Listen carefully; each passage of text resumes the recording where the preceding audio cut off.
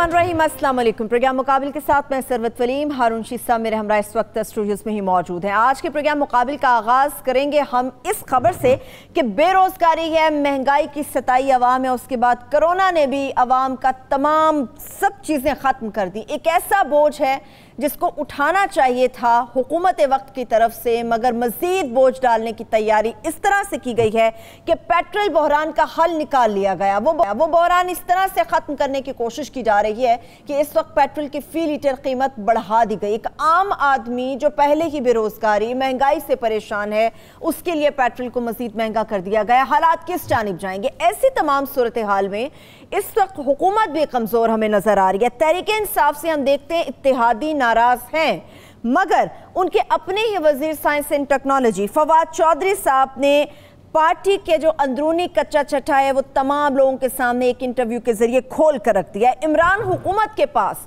सिर्फ 6 महीने बाकी हैं और कैबिनेट के अंदर खान साहब भी ये कह चुके हैं। सियासत के ऊपर जब हम बात करते हैं तो वो कहते हैं कि सियासी लोग हम किसी को मुंह दिखाने के काबिल नहीं हैं। हमसे जो मशवरा किया जाता है वो तमाम उन लोगों से किया जाता है जो कि नॉन इलेक्टेबल्स हैं। इलेक्टेबल्स सिर्फ मुंह देखते हैं। इसके साथ साथ उन्होंने कहा कि जितने भी बहरान हैं और तमाम चीज़ें देख लें, अद्वियात का स्कैंडल हम निकाल कर देख लें, पेट्रोल का हम इशू देख लें, बिजली का हम इशू देख लें, उनके तमाम की वजह नॉन इलेक्टेबल्स हैं जिनकी वजह से हैं। इमरान खान साहब के पास अब मजीद कोई ऑप्शन नहीं, मगर इसके साथ साथ वो तमाम मुतल्लिका इदारे या फौज जो कि इमरान खान साहब को इस वक्त सपोर्ट कर रही है, उसकी वजह यह है कि इस वक्त मुल्क में इमरान खान के अलावा कोई दूसरा सियासी ऑप्शन नहीं है। हालात किस तरफ जा सकते हैं? जिस PTI के ऊपर पूरा बोझ डाला गया और उम्मीदें भी वाबस्ता की गई, क्या उसी PTI का अपना शराजा बुरी तरह से बिखर रहा है? इसके ऊपर मैं तफसील से बात करूंगी। इसके साथ साथ इमरान खान साहब एक के बाद एक मुतज़ाद चीज़ करते चले जा रहे हैं, दुनिया को मौका देते चले जा रहे हैं कि आएं और हम पर तनकीद करें। जिस जंग को लड़ने के लिए फौज ने पूरी ताकत लगाई और जिसके लिए भरपूर मेहनत की, अवाम ने पूरा साथ दिया, उसके बाद इमरान खान साहब पार्लियामेंट के फ्लोर पर खड़े होकर यह फरमाते हैं कि एबटाबाद के अंदर अमरीकी आए और उसामा बिन लादेन को शहीद करके चले गए। जब उसामा बिन लादेन को शहीद करार देते हैं तो पूरी दुनिया इस वक्त शदीद तनकीद कर रही है पाकिस्तान पर, इमरान खान साहब की हुकूमत पर, और अवाम के अंदर भी गम गुस्सा हमें नजर आ रहा है। पार्टी वज़रा हैं कि इमरान खान साहब के बयान को बहलाने फुसलाने की तरफ मसरूफ हैं। अब होगा क्या? इमरान खान साहब अपनी बात पर डट जाएंगे या फिर कोई वजाहत सामने आएगी? इस पर बात करूंगी। और इसके साथ साथ जमात इस्लामी के साबिक़ अमीर सैयद मुनव्वर हसन साहब खालिक की हकीकी से जा मिले, उनकी ज़िंदगी के कुछ ऐसे पहलू आपके सामने रखेंगे जिनसे आप लोग नावाकिफ़ हैं, और क्या ये जो खला पैदा हुआ है कभी पुर हो सकेगा? इस पर भी हारून साहब से जानूंगी।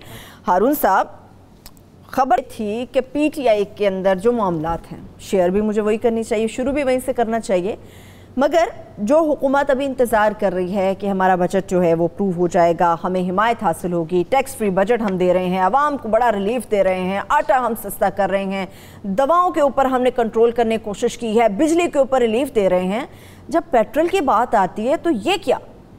चंद ही मिनट के अंदर आवाम के ऊपर पूरा बोझ डाल दिया गया, बम गिरा दिया गया। इस कदर महंगा पेट्रोल हारून साहब? बात यह है, जब किसी को कोई काम ना आता हो और उसके सुपुर्द कर दिया जाए तो फिर यही होता है। इमरान खान साहब, मैं बार बार कहता हूँ 10 शौकत खानम हॉस्पिटल बना सकते हैं, मुमकिन है 20 भी बना लें, कई निमल कॉलेज बना सकते हैं, सिटी ऑफ नॉलेज बना सकते हैं, और क्रिकेट उनके सुपुर्द कर दी जाए तो शायद उसे फिर बामे उरूज पर पहुँचा दें।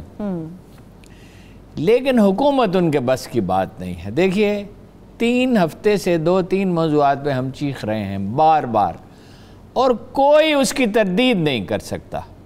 एक ये कि न सिर्फ तहसील तौसा बल्कि तहसील कोई सलमान में हज़ारों कनाल भर के बाद लोग कह रहे हैं हज़ारों एकड़ ज़मीन पे बुज़दार साहब के रिश्तेदार कब्ज़ा कर रहे हैं, इस्तेमाल हो रहा है। तो इस्तेमाल में ये शोबदाबाजी बहुत आसान होती है। खेत जलाए जा रहे हैं बार बार, और उनसे खुद बुज़दार साहब रब्ता करके कह रहे हैं कि आपके साथ बड़ी ज्यादती हुई है। इस पर मैं आऊँगी हारून साहब, इस पर भी मैं आऊँगी। नहीं, आप देखिए, मैं उस मौजू पे, वो मौजू नहीं, मैं मिसाल के तौर पर कह रहा हूँ। कुछ किया उन्होंने। इमरान खान साहब ने एक टेलीफोन करना था वज़ीर आला को, या उनके PS ने करना था, प्रिंसिपल सेक्रेटरी ने, कि ये क्या हो रहा है, इसको रोकें, और इसको रुक जाना था।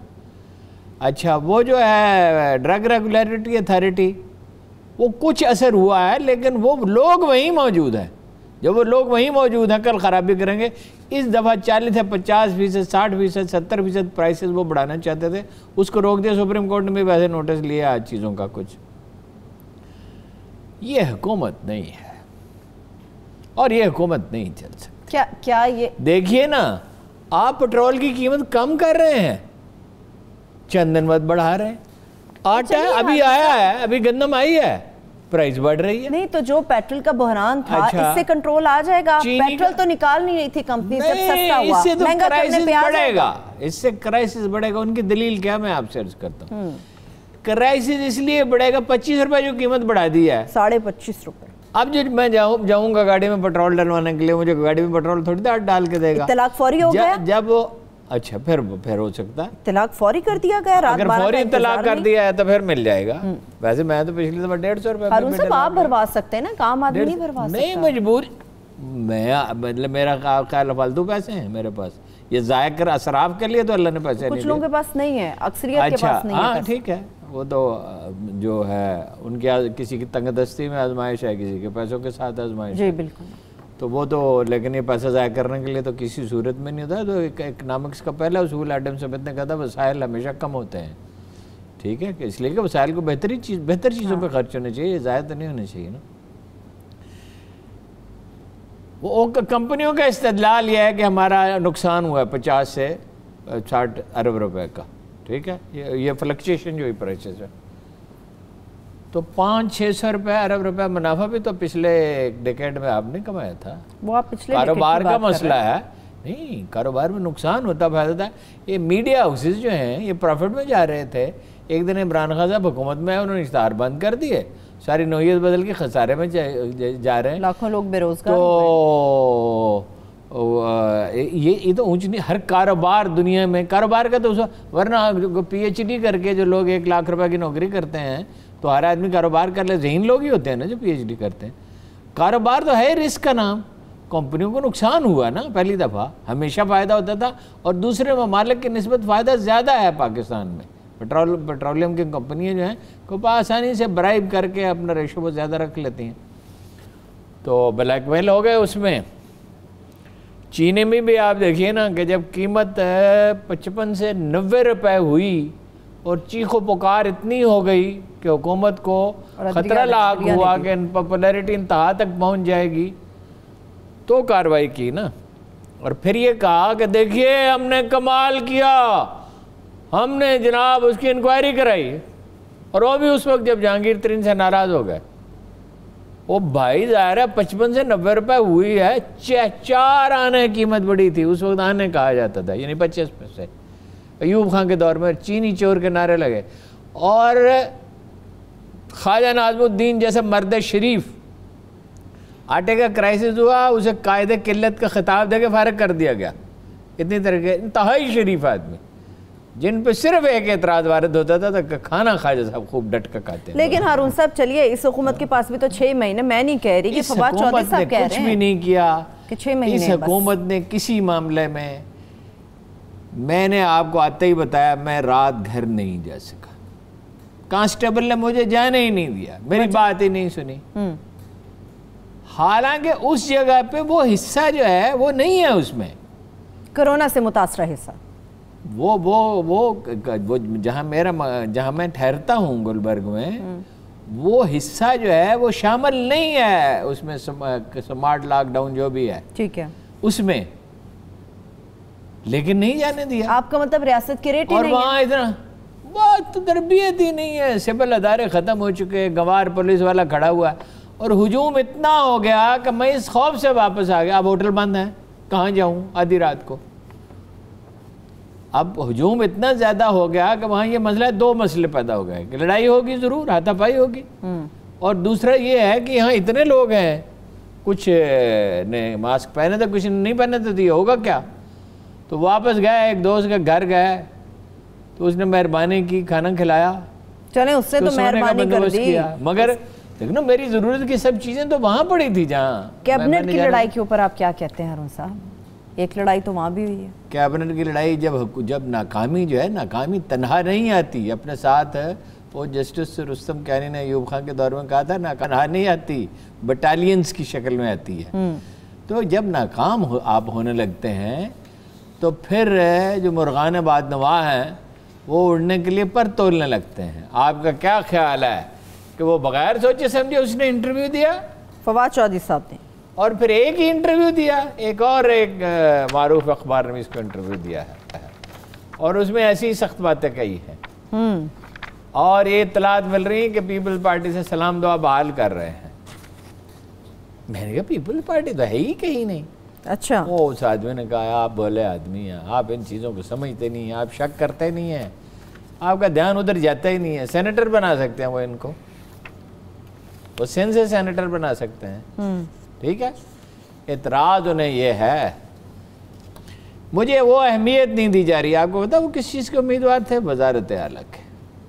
उन्होंने इस चीज़ के ऊपर भी क्रिटिसाइज किया, वजारत आला के उम्मीदवार थे। अब एक तो उन्हें यह है कि मुझे वजारत इत्तलात से हटाया गया, मुझे अहम वजारत से हटा के, वो कहते मैं खुद हटना चाहता था इत्तलात से, मैं खुद हटना मैं आपको उनका जो असल मौक़िफ़ है जो दोस्तों में वो बयान करते हैं। अच्छा, सियासतदानों के कहने पे भी आप एतबार करती हैं, उनके कहने के ऊपर ही पूरी बहस है इस वक्त में छिड़ी हुई। हारून साहब वो कहते कुछ हैं, कहंदी अपनी धी नूं पता नहीं की सुणाउंदी उसनूं नूं नूं, हाँ जी वो रोंदी यारां नूं लैला ना भरावां दा। वो ऐसे है।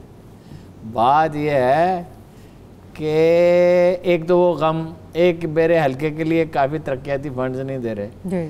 इमरान खान साहब ने इरादा किया कि उनको निकाल दें काबीना से। उन्हें बताया गया कि ये एक नहीं है, दो है। इनके कज़न को भी आपने टिकट दिया था। अच्छा, और बजट सामने है और जैन मुक्ति नाराज है, अब्दुल शकूर कराची वाला नाराज है, वो भी कोई ऐसा खुश नहीं है, अपना नजीब हारून भी, और जनाब फलां फलां। अब मैं आपको क्लिप दिखा देती हूँ हारून साहब। राजा रियाज साहब की बात की है मेरे साहब, जरा वो क्लिप दिखाएं जो हमारे ही चैनल के प्रोग्राम में राजा रियाज साहब ने गुफ्तगू की थी। मुझे दुख से कहना पड़ रहा है कि इमरान खान साहब की हुकूमत में टोटल तौर पे ब्यूरोक्रेसी ने कब्जा कर लिया है। मेरा कोई ग्रुप नहीं है, हालांकि पीटीआई में एक ग्रुप भी मौजूद है जो 20-22 लोग हैं और वो इकट्ठे हैं। आपने कहा कि 20-22 लोगों का फॉरवर्ड ब्लॉक के आगे ग्रुप ऑलरेडी मौजूद है, तो क्या वो भी ये इस किस्म का ऐलान करेंगे कि इस्तीफा दे देंगे अगर ये मामला ऐसे चलते रहे? तो इस बारे में मैं नहीं कह सकता, लेकिन ये मुझे पता है कि वो सख्त नाराज हैं। उनको जो मेरे एहतजाज है या जो मैंने बातें की हैं वो 100% उनके भी ये इश्यूज हैं। अब एक चॉइस है कि या तो मैं इमरान खान को वोट दूं क्योंकि मैं उनके टिकट पर इलेक्ट हुआ हूं, और दूसरी चॉइस मेरे पास ये है कि मैं इस्तीफा दे दूं और एमएनए शिप छोड़ दूं। दूसरी ऑप्शन पे बड़ा जोर है, या तो मैं इस्तीफा दे दूं। इसका मतलब है हारून साहब कि तरीन साहब का जिस ग्रुप के ऊपर कहा जाता जो फॉरवर्ड ब्लॉक बना रहे थे, वो ग्रुप अब काम करना शुरू हो गया इमरान खान साहब के। तरीन साहब का नेचुरल, तरीन साहब लोगों से इन टच रहते थे, फेवर देते थे, मदद करते थे, किसी को पैसे की इमरान खान साहब की भी बड़ी मदद की है उन्होंने। इमरान खान साहब की तो जितनी उन्होंने मदद की पॉलिटिकल हिस्ट्री में उसकी कोई मिसाल ही नहीं होगी कि अगर माइनस जहांगीर तरीन तो वो वज़ीर आज़म बन सकता ही नहीं थे, सवाल ही पैदा नहीं होता। अब तो माइनस कर दिया बनने के बाद। नहीं, अब तो बन गए ना। तो माइनस करने के बाद तो अकबर आजम ने भी अपने तालिक को माइनस कर दिया था। उन्हें कहा था आप आज करने चले जाएं। उस जमाने में आज करने का मतलब ये था कि 2-3 साल तो गए ना जी, हैं, और उसका मतलब दरअसल ये होता था कि वहीं क्या फरमाएं और इबादत करें। वो तो को तारीख में एक मिसाल तो नहीं है इसकी। बहरहाल देखिए, बजट तो मुझे लगता है पास हो जाएगा, बड़ा मुश्किल से होगा। बस अच्छा हो जाएगा। पीटीआई तो इसके पीपल्स पार्टी इसके अगेंस्ट जा रही है। शहबाज शरीफ साहब से उन्होंने रब्ता कर लिया, ऑल पार्टीज कॉन्फ्रेंस बुलाएंगे वो लोग। वो उसकी वजह ये है कि एस्टेब्लिशमेंट क्या करेगी, वो तो बजट रुक जाएगा तो हर चीज़ रुक जाएगी, तो बहुत बड़ा क्राइसिस हो जाएगा। तो एस्टेब्लिशमेंट इनकी मदद करेगी उसके लिए। लेकिन वो कह रहे हैं कि सोशल डिस्टेंसिंग शुरू हो गई इस्टेब्लिशमेंट के और हुकूमत के दरमियान। ये आप मजाक के तौर पे कह रहे हैं या हकीकतन मजाक के तौर पे? मैं नहीं कह रहा, मुझे तो वैसे इस इस्तिलाह पे बहुत एतराज़ है। मैं कहता हूँ उर्दू का सादा सा लफ्ज़ है कि फासला हो गया। लेकिन फवाद चौधरी साहब कहते हैं अपने इंटरव्यू में हारून साहब के इमरान खान साहब के अलावा कोई दूसरा सियासी ऑप्शन ही ये नहीं है। सितारे कुछ नजर आते हैं, कुछ दरअसल वो डैमेज कर रहे हैं इमरान खान को। और आज तो जो शेख रशीद ने बयान दिया है उसमें मुझे बड़ी ख़राब इंटेंशन नज़र आ रही।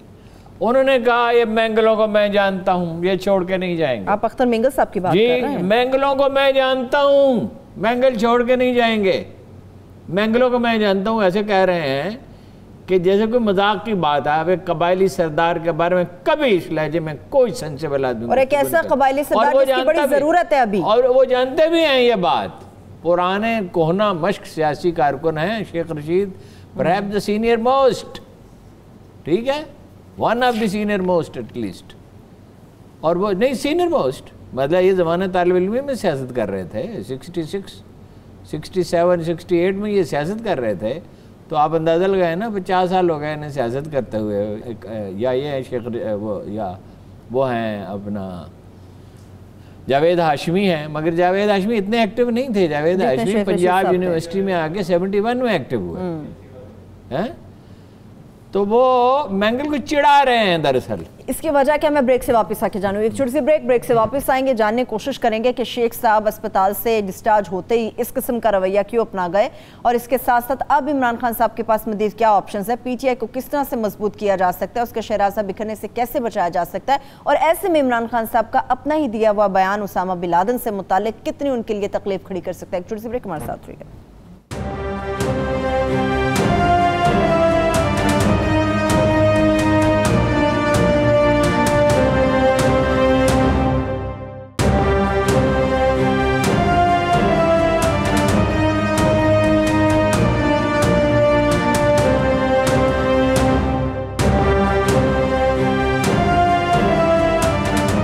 Welcome back. हारून साहब, बात यह है कि इस वक्त ऑपोजिशन वो भी सोच कर बैठी है कि टफ टाइम दिया जाएगा, इत्तेहादी सोच कर नहीं बैठी, वो काम कर रही है, प्रेशर बढ़ा रही है। अच्छा, असफंदियार के साहबजादे से अमल से रब्ता किया बिलावल ने, उसकी सेहत का हाल उनका पूछा, असफंदियार का। सिराजुल हक साहब को फ़ोन किया, ठीक है, और मौलाना फजल साहब से रब्ता, हाँ, शहबाज साहब से रब्ता, शहबाज शरीफ साहब से तो जाहिर है, शहबाज शरीफ साहब तो बड़ी पार्टी के लीडर हैं, उनसे तो करने। सिराजुल हक साहब से रब्ता किया। वो प्रेशर बढ़ा रहे हैं, वो किसी उम्मीद पे बढ़ा रहे हैं। देख रहे हैं ना कि अवाम में मायूसी फैल रही है। सही।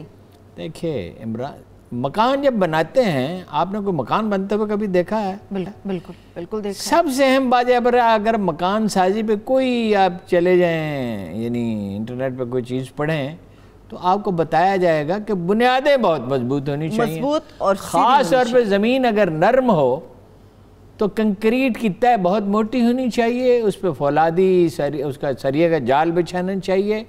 कितनी बिल्डिंगें गिरती हैं, बाद औक़ात गिरती हैं ना, इसलिए गिरती है, फ़ौरन नहीं गिर जाती, इसीलिए गिर जाती है ना कि भाई उनकी बुनियादें मजबूत नहीं होती।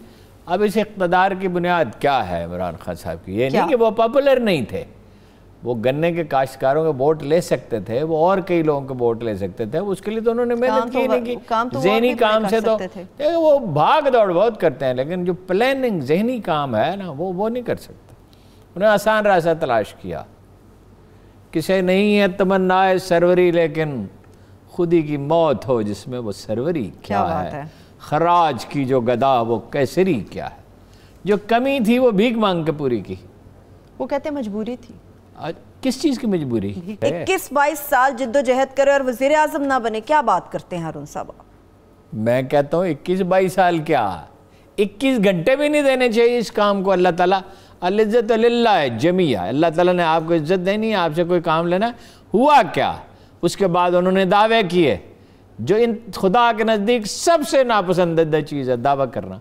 उसके बाद उन्होंने नून लीग की तरह मीडिया सेल बनाया किरदार कुशी के लिए, जो अगेन अल्लाह के नज़दीक इंतहाई नापसंदीदा चीज़ है कि उसके बंदों की किरदार कुशी की जाए, उनको गाली दीजिए, उनको रुस्वा किया, यानी अपने ही गिर्द वो जाल बिछाते चले। इसके बाद नालायक तरीन लोग जमा किए दुनिया के किसी मुल्क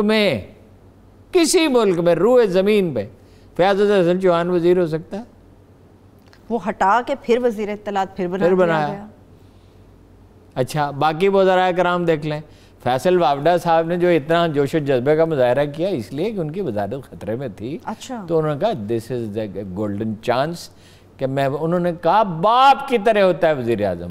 वज़ीर आज़म बाप की तरह नहीं होता, वज़ीर आज़म लीडर होता है और कप्तान टीम का कप्तान होता है और उसके साथ ताबन करना चाहिए। कल तक तो वो खुद को कप्तान कहते थे इमरान खान साहब, लेकिन अब वो कहते हैं कि वज़ीर-ए-आज़म। किसने कप्तान का, कौन उनको कप्तान कहते थे? ये खाकसार ने उनका नाम रखा था और पूरे मुल्क में हर जगह पे उन्हें कप्तान ही कहा जाता है। अब वो कहते हैं कि वो ये नाम मैं नहीं रखा था कप्तान का, और मुझ पर तंज लोग करते थे कप्तान क्या। मैंने कहा कप्तान था, एक नाम है, किसी का मौजू सा नाम रखा जाता है, तो इसमें क्या हर्ज है, इसमें कोई ऐसा मुबालगा भी नहीं। वैसे फिर गलती आप की है हारून साहब, टीम के लीडर और कप्तान मेरी तो ऐसी गलती है कि जब लोग मुझ पर तंज करते हैं और मुझे ताना देते हैं तो मैं खामोश रहता हूँ। मैं कहता हूँ आप सही कह रहे हैं। अब होगा क्या? मैंने अपनी ज़िंदगी का सबसे बड़ा ब्लंडर किया।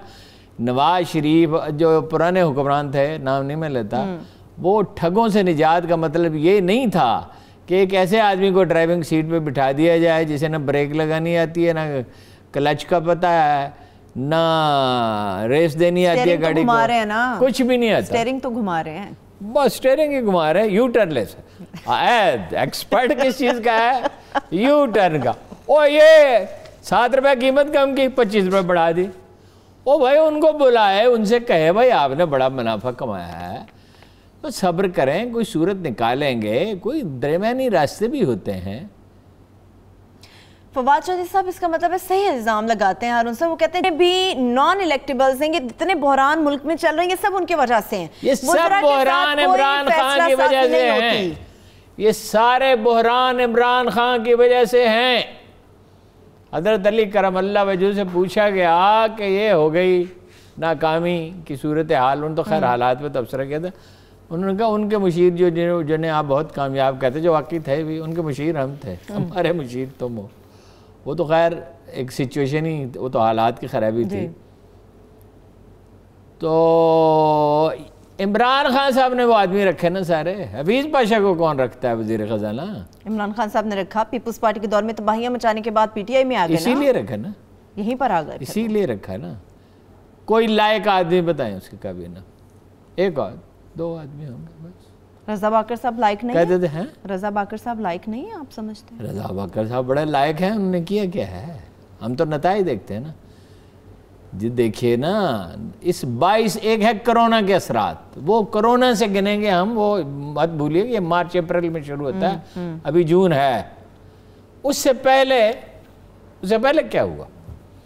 उससे पहले टैक्स कलेक्शन में की सूरत हाल जो उनके दावे थे, 8,000 अरब करूंगा, मैं लेके दिखाऊंगा, ये बात तो सलाउद्दीन अय्यूबी नहीं कह सकता, ये बात तो जनाब उमर बिन अब्दुल अजीज ने नहीं और इस पे तनकीद भी तो इतना हारून साहब, 3 मरतबा इन्होंने कम किया, टैक्स का अहदाफ उस वक्त भी हासिल नहीं कर सके, अब भी इन्होंने इस बात को तस्लीम किया। मैं करके दिखाऊंगा ना। वैसे नाम का फर्क है सिर्फ, हफीज दावा वो बीज है, आपको ले आते, दावा वो बीज है जो कभी नहीं उगता, ज़रख़ेज़ तरीन सरजमीन में भी नहीं। इंसान को यकीन हो तो दावा किया जा सकता है हारून साहब? नहीं, दावा सिर्फ अल्लाह का, किसी का कोई दावा है ही नहीं। चलें, शब्बर ज़ैदी साहब क्रेडिबल नहीं है, बताएं। तो शब्बर ज़ैदी साहब को कौन सा काम करने दिया गया क्रेडिबल? वो ढूंढने को तो 2-4 आप ढूंढ ही लेंगे।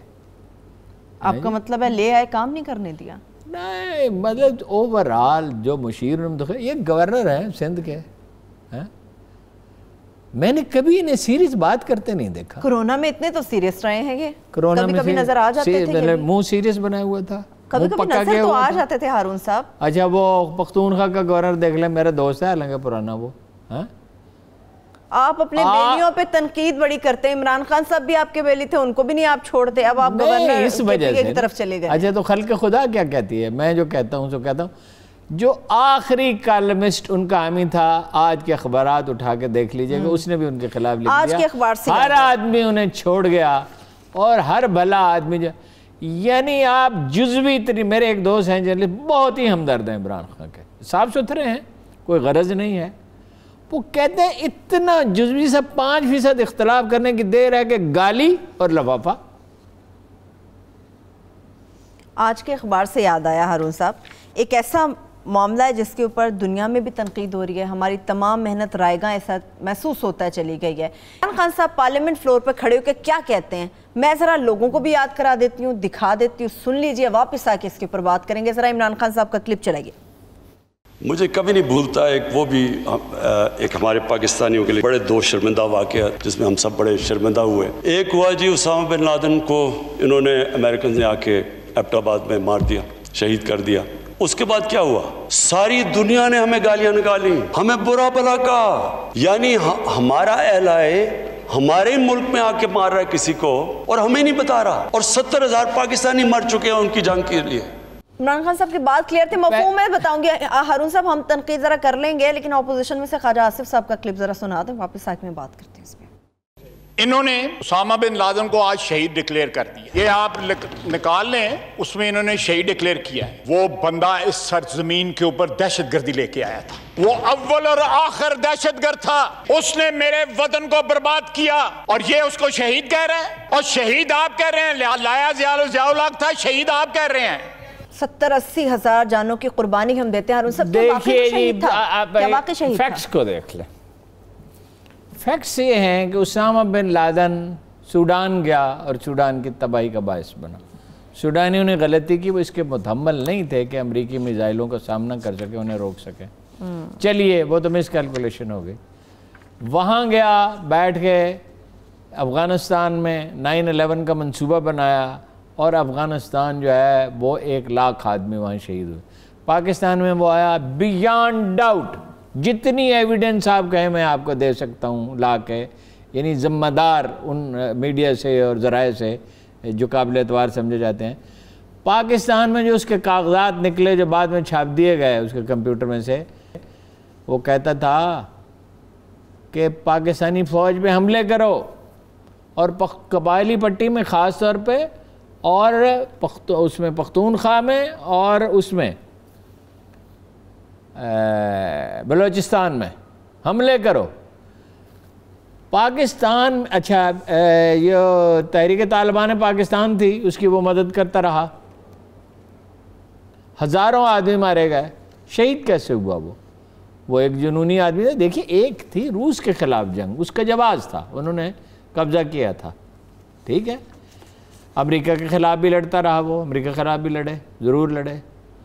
पाकिस्तान के ख़िलाफ़ लड़ने का क्या जवाब था? भाग के वो आ गया अफ़गानिस्तान में लड़ता ना, वहीं रहता, वहाँ लड़ता, अपने बीवी बच्चों को कहीं छुपा देता। बतेरी जगह थी छुपने के लिए। मुल्ला उमर भी इतना अर्सा छुपा रहा, हज़ारों आदमी उनके छुपे रहे, कुछ पकड़े भी गए।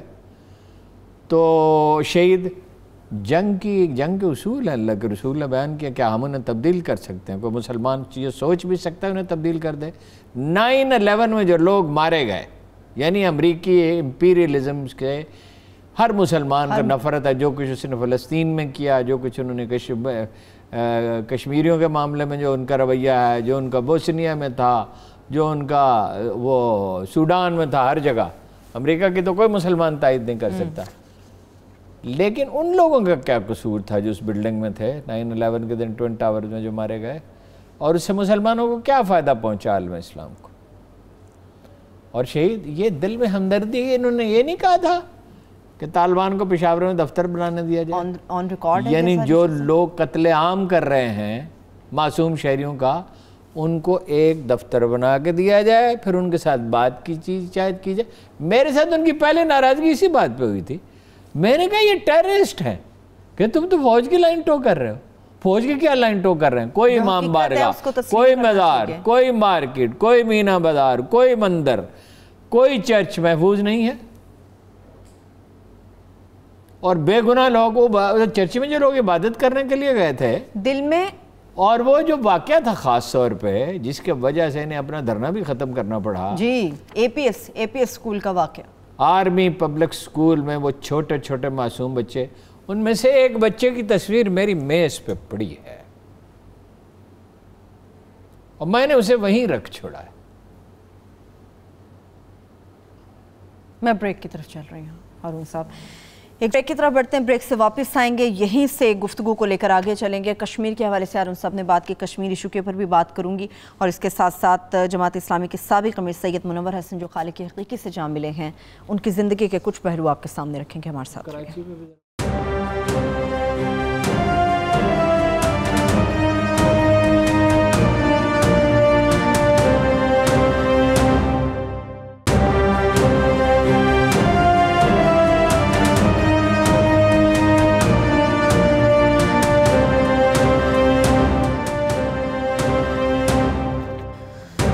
Welcome back. हारून साहब, इमरान खान साहब की आपने बात की थी, कश्मीर इशू के ऊपर भी बात की थी, मुजफ्फरगढ़ गए थे, वहाँ पे उन्होंने स्पीच किया और उन्होंने कहा कि यकीनी तौर पे कश्मीर के हवाले से हम दोबारा से आवाज़ उठाएंगे।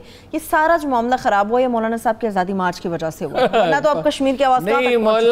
मौलाना ने जो वो तो मार्च हुआ खत्म हो गया, उससे पहले क्या क्या कश्मीर के लिए वो कहते हैं भरपूर आवाज़ उठाई। क्या आवाज़ उठाना किसको कहते हैं? कोई एक मजमून लिखा वाशिंगटन पोस्ट में, न्यूयॉर्क टाइम्स में, लंदन टाइम्स में, इंडिपेंडेंट में, डेली टेलीग्राफ में, ट्वीट मेरी बात सुने, ट्वीट नहीं किया कोई नहीं, मेरी बात सुने, ट्वीट श्वीट कोई चीज़ नहीं होती। अच्छा, कोई अपने वफूद भेजे पार्लियामेंटेरियंस के, इंटेलेक्चुअल्स के, अगर अखबार नवीसों में भी कोई ऐसा था, मतलब चंद हो सकते हैं जो रवानी से अंग्रेजी बोल सकते हो, और मतलब ये शाहीन साहब, हमारे क्या नाम है, शाहीन साहबाई साहब, शाहीन साहबाई साहब को कहते हैं कि ये है, नोट्स बनाएं, खुद जाएं, लॉबिंग करें, ये करें, कोई तहरीक नहीं चलाई। और मुझे शुबा है, इनका वादा है अमरीकियों के साथ कि इसको ज़्यादा हाईलाइट नहीं करेंगे। इमरान खान साहब, जी, इस हुकूमत का, मैं किसी शख्स की बात नहीं कर रहा, इसको ज़ोर और शोर से दुनिया में इतना जुल्म कश्मीर में है, इतना जुल्म है, इतना ज़बरदस्त मुकदमा था, लड़ाई नहीं, आज फिर वादा किया। मैं अब इमरान खान साहब के किसी वादे पे भरोसा नहीं करता। जब कर लेंगे अगर तो मैं कहूँगा हाँ भाई, आपका मतलब है नया पाकिस्तान का तब्दीली का कोई वादा आप समझते? कुछ भी नहीं किया ही, कुछ नहीं। 22 महीने में तू दरून दर चेक कर दी कि बैरून खाना आई, घर में रहते हुए कौन सा करा? वो कॉलेज ही बना सकते हैं, हॉस्पिटल ही बना सकते हैं, लेकिन मुझे पता है मुल्क चलाने के लिए एक नाम अब देखा जा रहा है कि जी इमरान खान साहब है। मुझे जो शख्स कुर्सी पे बैठा है सिर्फ वो नजर आता है, हारून साहब की, ये हमारा वजीर आजम है। हाँ। तो इस वजीर आजम की चले बात कर लेते हैं। इस वजीर आजम ने चंद लोगों को मुंतखब किया कराची शहर के अंदर कि बहुत कुछ अच्छा हो जाएगा, बहुत कुछ हो जाएगा, मगर एक ऐसा माफिया है जिसको कंट्रोल नहीं किया जा सकता, वो है के इलेक्ट्रिक। लोग मुश्किल में है, जिंदगी अजीरन है, लोड शेडिंग बहुत है, बिल भी बहुत है, ये लेकिन वो कहते हैं मैंने नोट किया था। एक बात आपको बताऊं, 290 क्यूबिक फीट उन्हें सुई गैस दी जाती है और 5000 यूनिट बिजली के उन्हें दिए जाते हैं। 800 की वो कहते हैं जी कमी है, और उन्हें 800 हुकूमत देने के लिए तैयार है, जो दूसरी बिजली कंपनियां जो सरकारी उसके तहत है, लेकिन उनकी कैपेसिटी नहीं है, वो इन्वेस्टमेंट करते ही नहीं, और उन पे इल्ज़ाम है कि उन्होंने तांबे की तारें उतारी और बेच दी और सस्ती तारें लगा दी। वो 6 से 8 घंटे की लोड शेडिंग तो डिफेंस वगैरह में हो रही है, डीएचए के बड़े बुरे और हालात जो छोटे देखिए 3500 मेगावाट की मई से मिड मई से एंड जून तक 3500 मेगावाट की डिमांड बढ़ जाती है। गर्मी की शिद्दत होती है। कराची में तो 2 ही मौसम होते हैं ना, एक ये कि गर्मी हो और एक ये गर्मी ना हो। सर्दी तो कभी आती है तो चंद दिन के लिए मुख्तसर। तो इन्वेस्टमेंट तो उन्होंने की नहीं, इसीलिए शंघाई इलेक्ट्रिक जो जिसने ऑफर दी थी 2016 में उसने वापस ले ली। अब ये अपना इस तरह इसको मुनाफा बख्श दिखाना चाहते हैं। बिजली चोरी का मसला है, वो बहुत ज्यादा है, बहुत ज्यादा जगह पे है, लेकिन ये इसको प्रॉफिट में दिखाना चाहते हैं ताकि बेच सकें। इनका हर मुतालबा हुकूमत ने माना है, इनकी हर एक कसर रह गई है कि सुबह जाके सिंध का गवर्नर जो है वो उनके चीफ एग्जीक्यूटिव को सलूट पेश किया करे रोज सुबह 9 बजे जाके। इतनी कसर रहेगी, इसके अलावा कोई बात, आज बुलाया था गवर्नर ने, कोई बात ऐसी नहीं है जो उनकी मानी न गई हो। और इसके बावजूद इतनी लोड शेडिंग हो रही है, और कराची शहर के लोगों पे तो इतना तरस आता है। एक तो वो सिंधी जागीरदार के सताए हुए, एक ये जो MNA बने सारे लाओबाली, तकरीबन सब के सब तो नहीं लेकिन काफी लाओबाली। किसकी तरफ इशारा कर रहे हैं आप? नाम लेके किया करें ना हारून साहब, ये क्या आप हवा में और अब आप ताकि आप उसका दिफा कर सकें तो वो तो मैं क्यों दिफा बहुत है। वो तो इधर उसने पिस्तौल लटकाया होता है और इधर ये होता है और इधर ऐसी वो बड़े एक्टिव हो गए हैं कामों में, ना तनकीद किया करें। अच्छा, बहुत एक्टिव हो गए। अच्छा, अगर मैं तनकीद भी न करूं उन लोगों पे जो इस मुल्क को ढंग से नहीं चला रहे, ऐसे बर्बाद कर रहे हैं, तो और करूं क्या? सारा बोझ आप कराची का बॉर्डर साहब के ऊपर डाल देते हैं। सुबह चला जाया करूं अपना वहां से गुलाब जामुन ले आया करूं और वो बेचा करूं। आप मीठे के बड़े शौकीन हैं आप हारून साहब। चलिए हारून साहब आगे बढ़ते हैं, मुनव्वर हसन साहब के ऊपर बात करेंगे, मगर उससे पहले मैं कह रही हूँ 1-2 मिनट की एक अच्छी खबर भी शेयर कर लें। बुरी खबरें सुनाई जा रहे हैं, आप कोई अच्छी खबर भी शेयर हो जानी चाहिए। ये जो सिस्टम है सैटेलाइट का, इसमें यानी इतना बड़ा इनकलाब रूनमा हो गया और हमारे मीडिया ने उसका नोटिस ही नहीं लिया। हम अमेरिकी सैटेलाइट सिस्टम से अलग होकर चीनी सैटेलाइट सिस्टम पे चले गए। ज़बरदस्त। उसका नतीजा क्या है कि आप दिफा के मामले में इस खदशे से बेनियाज हो गए कि आपकी जासूसी की जाएगी। इंडिया तो उनका पार्टनर है, इंडिया के साथ लड़ाई होती तो वो यही करते ना कि सैटेलाइट से जो भी मालूमात उन्हें मिलती, जैसे उन्होंने मिस्र तबाह कर डालता इसराइल को। 73 में उन्होंने ऐसी ज़बरदस्त जलगार की थी कि इसराइली जो है तबाही के किनारे पहुंचे हुए थे, उन्होंने उनको मालूमात दी। फिर उसमें ये टेक्नोलॉजी पॉसिबल है कि आपने मिसाइल लॉन्च किया और उसे रास्ते में रोक कर तबाह कर दिया जाए। अमेरिकियों पे भरोसा तो नहीं किया जा सकता था। देखिए यूरोपीय यूनियन का है जी सैटेलाइट सिस्टम है, अमेरिका का है और अब चीन का है। 35 सैटेलाइट चाहिए होते हैं पूरा सिस्टम डेवलप करने के लिए। वो उन्होंने जब मुकम्मल कर लिया, पाकिस्तान उससे वाबस्ता हो गया। एक और तरह से पाकिस्तान ने अल्लाह की हिफाजत का मजीद एक सामान कर दिया है। लेकिन अल्लाह के फजलो करम से ऐसे हम नालायक हैं कि हमने अपना काम खुद नहीं, अल्लाह तो हमेशा हमारी मदद को आता है। कोई ना कोई ऐसी सूरत हाल पैदा हो जाती है जिससे हमारी भलाई का तहफ़्फ़ुज़ का कोई सामान हो जाता है। ठीक है, यही है एक अच्छी खबर मेरे पास। चलिए अच्छी खबर, अच्छा हुआ ना हारून साहब। अगर आप चाहते हैं फैसल बावड़ा की तारीफ करूं तो वो भी मैं कर देता हूं। मैंने नाम ही नहीं लिया, फैसल बावड़ा साहब की तरफ ऐसे बढ़ जाते हैं, वो बड़ा अच्छा काम करे, कैबिनेट के अंदर बड़े एक्टिव हो गए हैं, वो इमरान खान साहब की बड़ी सपोर्ट कर रहे हैं, कराची में बड़ा काम कर रहे हैं, बड़े उनकी वजह से बड़ी रौनक है। चलिए मैं फिर कभी इसके ऊपर बहस करूंगी आपसे हारून साहब। एक और अहम नाम एक बड़े लीडर के तौर पे जिन्हें जाना जाता है हारून साहब, सैयद मुनव्वर हसन साहब।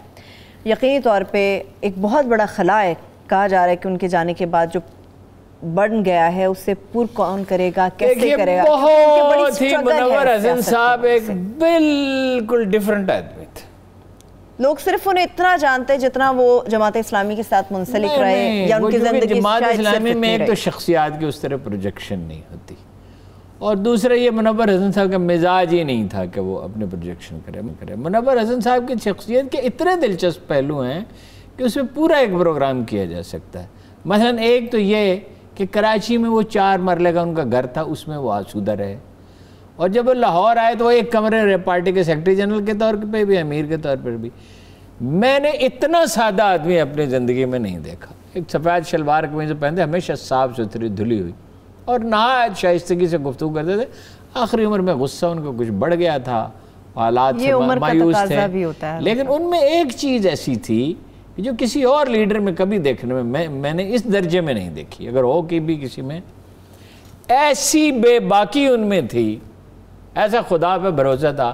मसलन मौलाना फजलुर रहमान ने दिल्ली में कहा, जो पूरे इंडियन प्रेस ने रिपोर्ट किया जनरल मुशर्रफ के ज़माने में, कि पाकिस्तान, इंडिया और बांग्लादेश को एक मुल्क बनाया जा सकता है अगर सारे सियासतदान मुत्तफिक हो, अगर मुत्तफिक हो। मगर ये बाहर कहा तो उनको खुश करने के लिए काजी साहब ने उनको कोई रायत देने की कोशिश की, टालने की कोशिश की कि भाई डिसइंफॉर्मेशन भी हो सकती है। वो उन्होंने कहा कोई डिसइंफॉर्मेशन नहीं, वो सेक्रेटरी जनरल माइंड, और काजी साहब जैसे आदमी का सेक्रेटरी जनरल, उन्होंने कहा कोई डिसइंफॉर्मेशन। इन्होंने कहा हम बिल्कुल इसकी तरदीद करते हैं। मसलन जहाद के मामले में उनका जो मौक़िफ़ था ये कबायली इलाके में, देखिए हम सब तो उससे इख्तलाफ करते हैं, लेकिन कोई ऐसा बंदा खुदा हो सकता है कि सारी खलकत के नाराज़ होने का ख़तरा हो और फिर भी वो अपने मौक़िफ़ पे कायम डटा रहे। जमात इस्लामी की इमारत उनकी दरअसल इसी वजह से गई ना। अच्छा, मसलहत नाम की कोई चीज़ मुनव्वर हसन में नहीं थी। अच्छा, फिर उनकी शख्सियत के बाद पहलू थे जिन पे वो नहीं चाहते थे कि बात की जाए, ना वो करते थे ना उसको कोशिश करते थे। मसलन मुनव्वर हसन साहब ने कभी तहज्जुद नहीं छोड़ी खजाने की। मसलन मुनव्वर हसन साहब लाहौर एयरपोर्ट जा रहे हैं, ठीक है, उन्हें पता होता था कि ज़ोहर की या असर की या मगरिब या इशा की जो नमाज होगी वहाँ मुझे पहुँचना है, वो किस मस्जिद में होगी। मैं अगर पढ़ूँ तो बर वक्त एयरपोर्ट पहुंच जाऊंगा। चुनाचे उस मस्जिद के सामने गाड़ी रुकती थी, अगर नहीं तो वो ड्राइवर से कहते थे मेहरबानी करके पता करके रखो। मसलन वो मुल्तान जा रहे हैं, अब इसमें मसलन वो 11 बजे रवाना हुए हैं, तो इससे उन्हें पता होता था 1 बजे कहाँ नमाज होती है मुल्तान के रास्ते में, 1:30 बजे कहाँ होती है, 1:45 बजे कहाँ होती है, जुमा कहाँ होता है। अच्छा, फिर ये कि वो इसमें दिखावा नहीं, यानी एक तो ये है ना कि एक आदमी मजहबी लोगों में ये बड़ा रुझान होता है खब्ते अजमत का कि भाई मैं बड़ी नमाज़ें पढ़ी और बड़ा तहज्जुद पढ़ा।